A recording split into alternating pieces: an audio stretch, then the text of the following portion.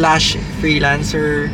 So marami kaming ginagawa ni Age. So ang goal kasi namin dito is of course to help others kasi magkaiba kami ng line tapos when it comes to business wala naman din Ano kaming ba yung idea. specialty mo, Age? Specialty ko kasi when I was doing modeling commercial, Yeah, so yung wala siya, talaga akong main model idea. siya, oo. Wala akong idea sa mga this kind of industry. So, ang ginawa ko, syempre, lahat naman learnable, no, yung skills. As long as willing ka talaga. Si Age kasi, may experience siya sa marketing.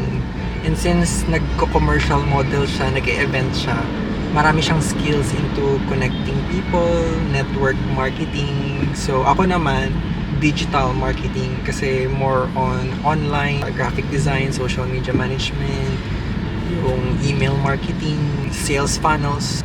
Yun kasi yung forte ko in terms of business. So, bali, naisip namin bumuo ng isang group. Just contact Miguel here. Ilagay ko yung QR code here. So, iscan nyo lang to para mapunta kayo sa Facebook page ni Miguel kasi marami siyang alam about ang digital marketing din kasi nag-training talaga siya sa Facebook ads, yung mga marketing ads na para lumago yung business nyo so that more people would see your business.